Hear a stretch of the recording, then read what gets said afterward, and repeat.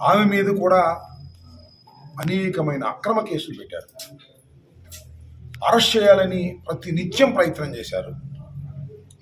ఆ భగవంతుడు దయ కానివ్వండి, న్యాయస్థానాల్లో వారు అప్రోచ్ అయ్యి సరైన సమయంలో కొన్ని ఆర్డర్స్ తెచ్చుకోవటం వల్ల కానివ్వండి, ఆమె జైలుకు వెళ్ళకోకుండా, మహిళ అయినప్పటికీ కూడా జైలుకు వెళ్ళకోకుండా ఆమెను కాపాడుకోగలిగారు.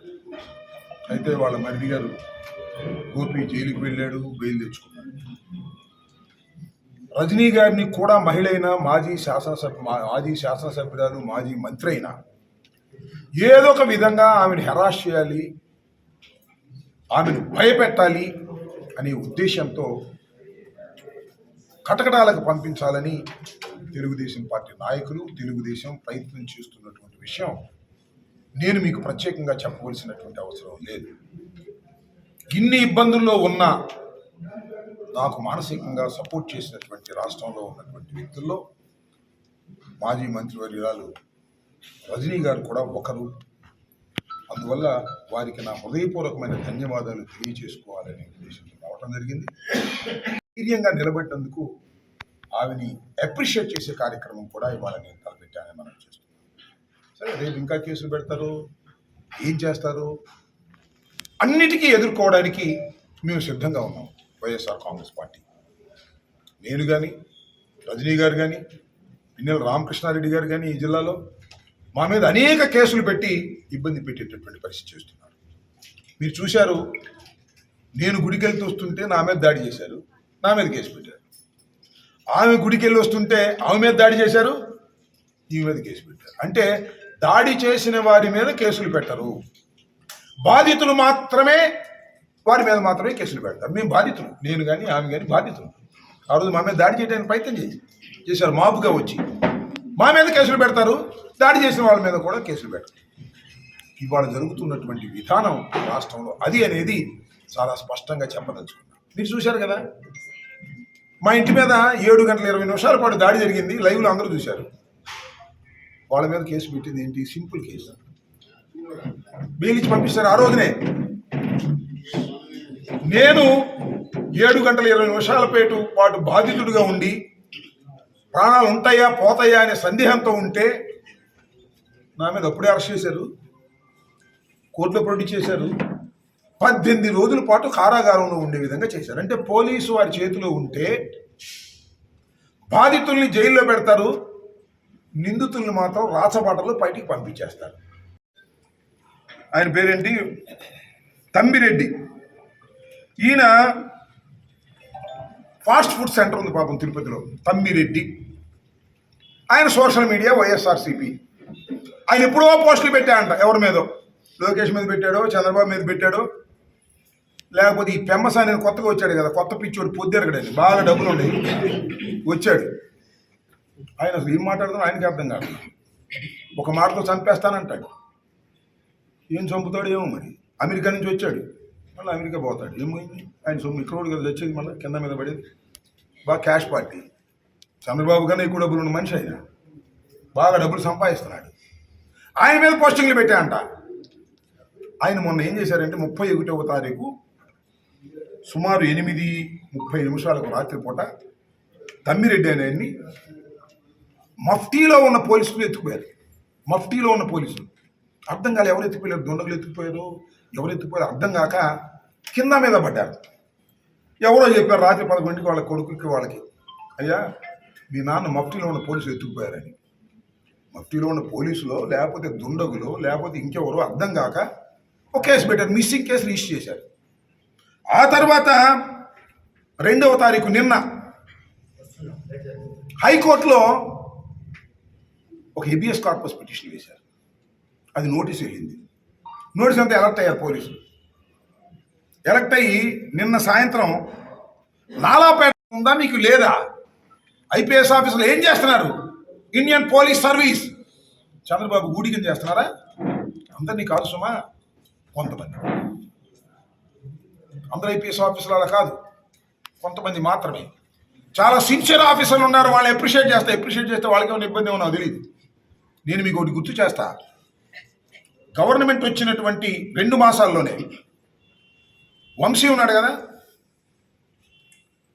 వంశీ ఇంటి మీద దాడి చేశారు వెంకట్రావు వాళ్ళు, గెలిచినటువంటి వాళ్ళు. ఓ పావు గంట దాడి చేశారు, 20 నిమిషాలు దాడి చేశారు.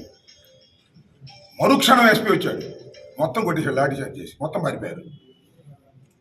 అప్పుడు ఎందుకు కొట్టారు, అప్పుడు ఎందుకు డిస్పర్స్ చేశారు, నా మీదకి వచ్చి ఎందుకు డిస్పర్స్ చేయలేదంటే అక్కడున్న పిహెచ్డి రామకృష్ణ ఐపీఎస్ ఆఫీసర్, వెన్నెముకున్న ఆఫీసర్, ఆయన ఇమీడియట్గా ఆర్డర్ ఇచ్చాడు. చట్ట ప్రకారం రూల్ ప్రకారం వెళ్తాడు తప్ప ముఖ్యమంత్రి చెప్పినా ప్రధానమంత్రి చెప్పినా వినడు.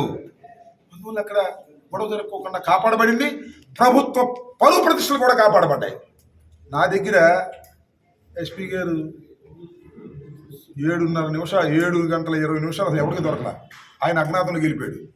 నాకు అర్థం కాల. ఎంత పేరు వచ్చింది పోలీసులకి, చెడ్డ పేరు. ప్రభుత్వానికి ఎంత చెడ్డ పేరు వచ్చిందో చూడండి. తన గొయ్యి తాను తవ్వుకుంది ప్రభుత్వాన్ని కూడా ఈ సందర్భంగా మనం చేస్తున్నా.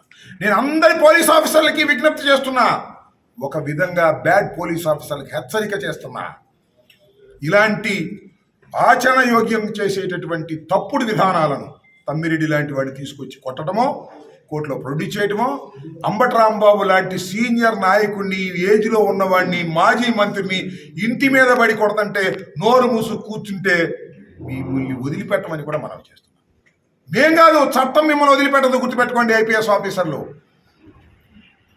మీరు ఐపీఎస్ ఆఫీసర్లు అంటే ఎంత నాణ్యత కలిగినటువంటి వారిగా ఉండాలి, లా అండ్ ఆర్డర్ని ఎంత చక్కగా కాపాడాలి. కాపంలో ఈ రాష్ట్రం ఇలాగే కొనసాగితే చాలా ప్రమాదంలో పడుతుందనే విషయాన్ని నేను పోలీస్ డిపార్ట్మెంట్లో ఉన్నటువంటి కొందరికి హెచ్చరిక చేస్తున్నాను. సిన్సియర్గా ఉండే వాళ్ళకి అందరినీ కూడా అభినందిస్తున్నాను. దురదృష్టం ఏంటంటే సిన్సియర్గా ఉండే వాళ్ళందరూ నాన్ ఫోకల్లో ఉన్నారు. లెక్క ప్రకారం అమరావతిని పూర్తి చేయాలంటే 2 లక్షల కోట్లు కావాలి. ఎన్ని? 2 లక్షల కోట్లు కావాలి. ఆయన చెప్పింది నేను చెప్పింది గౌరవ కాదు. ఇప్పుడు పూర్తి అవ్వాలి. నేను నువ్వు బతికుండా పూర్తి అయిద్దా? నాకు నమ్మకం లేదు. మీకు ఎవరికి నమ్మకం ఉంటే చెప్పండి. అది పూర్తయ్యే పథకం కాని దాన్ని పట్టుకున్నాడు చంద్రబాబు నాయుడు గారు. మావిగన్, అదే ఆంధ్రప్రదేశ్ అభివృద్ధి మంత్రం. రాసుకోండి బాగా. ఇప్పుడు చాలామంది ట్రోల్ చేస్తున్నారు, చేసుకోండి. మావిగన్నే ఆంధ్రప్రదేశ్ అభివృద్ధి మంత్రం. అదే జరుగుతుంది. ఇది 2 లక్షల కోట్లు, ఇప్పుడు 50 లక్షల కోట్లు తీసుకొచ్చి 60 లక్షల కోట్లు తీసుకొచ్చాడు, గంగలో పోస్తున్నాడు. మీరు చూశారు కదా. ఒక ప్రొఫెసర్ రామచంద్రయ్య ఆయన ఒకటే చెప్పాడు, ప్రపంచంలో చాలా పట్టణాలు చూశాను, అమరావతి లాంటి పట్టణం నేను త్వరగా చూడలేదు అన్నాడు.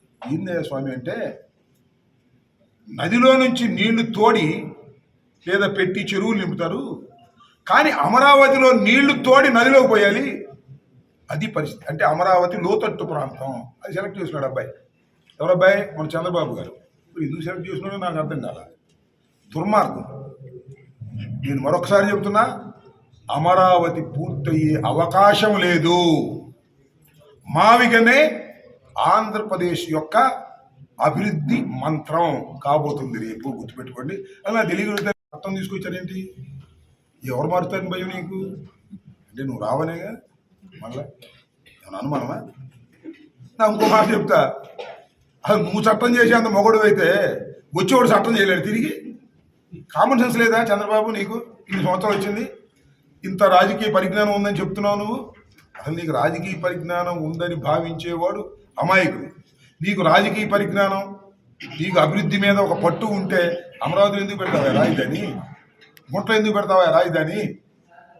వర్షం వస్తే నిండిపోయేటటువంటి చెరువులాగా నిండిపోయి అమరావతి ఎందుకు పెడతావు? స్వార్థం, డబ్బు సంపాదన, కొడుకుని అధికారంలోకి తీసుకురావాలనేటువంటి కోరిక, ఇవి తప్ప ఏమీ లేవు.